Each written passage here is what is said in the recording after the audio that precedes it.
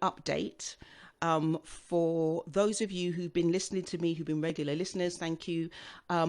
A few weeks ago, I did a piece on Mubarak Bala, who, for those of you who weren't listening, he's the president of the Humanists of Nigeria. On the 28th of April, he was arrested by the Nigerian authorities. He was taken into custody. He hasn't been charged with anything, but his, the whole sort of premise behind it was that it was the kind of call for blasphemy. Mubarak is an ex-Muslim. He was raised in the Muslim faith. He has left that faith and declared himself an atheist. And, if anyone who knows anything about Islam knows that that's just a no-no. You don't leave Islam. You're born in it. You're tough. You stick with it. And for those for those Muslims who decide to actually declare themselves as atheists, to declare themselves as non-believers in not believing in a God, in certain countries, and Nigeria being one of them, and the northern part of Nigeria being one of them, it can be, it's treacherous, it's dangerous. So Mubarak Bala was arrested, he's been held, and it's been hard trying to find any kind of information about what's been going on. And we know that he was held in Kano. As far as we know, he's still there. I don't know if he's got legal representation. He was denied legal representation. We don't know if he's actually been charged with anything. And you know what I mean? So he's literally just being held. And we're talking about since the 28th of April. So, it's been a few weeks.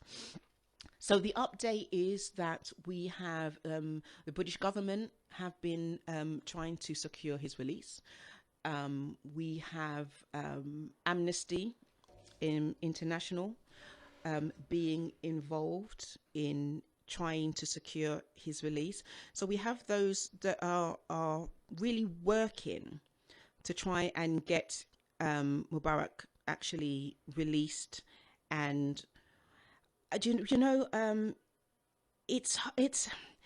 it's weird because we're sitting here trying to, in London or wherever you are, and you're relatively free to believe or not believe in any God that you choose and worship in any way that you choose, but to know that there are places in the world where if you declare that you don't believe in a God, a God that has never been proven, a God that is really just a belief system. It's just people saying, I read a book and actually I believe what it says. And then someone saying, actually, I read the same book and actually I don't believe what it says. Though the difference between those two views can be seen as life and death.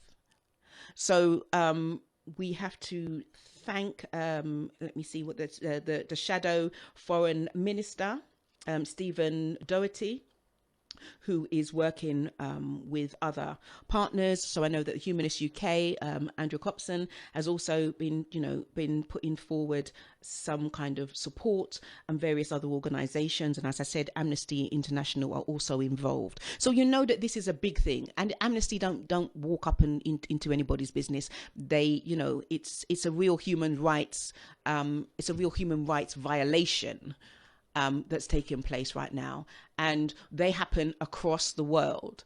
And we have to highlight the idea and the facts that that people are being arrested without charge. As I've said, there's been no charge brought on Mubarak, none.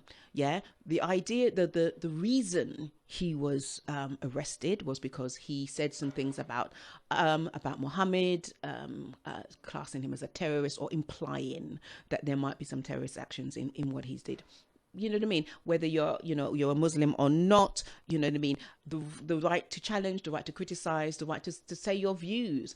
If we'd said them about Jesus and said that Jesus was, I don't know, whatever, Jesus was, married, which was being the Catholic Church would have you, married, had a couple of kids, the most natural thing in the world. If we said these things about Jesus, no one would bat an eyelid. Not even a Pope would, would get to, get too worried about it. We don't think of the Spanish Inquisition coming again and the Pope coming down and arresting people because I've, arrested Lady A because she said, actually, Jesus got married and had a couple of kids, and I know that there is all these kinds of ideas about who Jesus was and what he got up to with Mary Magdalene and all of that kind of stuff. But none of those views would get you arrested. Saying those things would not get you arrested. But when we start looking at Islam at this particular time, where Islam is and how it's viewed, saying things that people don't like, saying things that that make people uncomfortable or go against what they believe, can get you arrested, can get you put into jail, can get you held without charge, and get Amnesty International involved in trying to secure your release. You haven't killed anyone, you haven't hurt anyone, there's no one who's going to be traumatized except a few imams and a couple of people who take this stuff so seriously that any words or this was a tweet, I think it was, that Mubarak did this. A tweet can cause you to get arrested in this way. In Britain, you put a tweet out, I'm going to kill you. And, quite rightly, people will take that seriously. Say something about Muhammad or God or, that Allah. And I have to be specific. We are talking about Islam here. We're not talking about general religion. And the response can be quite detrimental. So I wanted to give you an update on what's been going on, because I know that a few people have contacted and sort of said, what is the update? What is happening? Is he safe? We don't know if he's safe. Safe isn't what I would say he is. He is, we assume he's alive. I don't think that there'll be any, that he's going to be killed. But there was a real danger that is what was going to happen. And that is, quite scary. And I don't know, you're just hearing this and you're thinking, actually, a tweet cannot just get you arrested. And some people, we know that if we say certain things, we can get arrested. But you know what I mean? Your life could be in danger. So that is an update on Mubarak. I will keep you updated as I get more information, as I get more knowledge of what is going on, as things progress. And I'm hoping that they will progress in a positive way. I will keep you updated.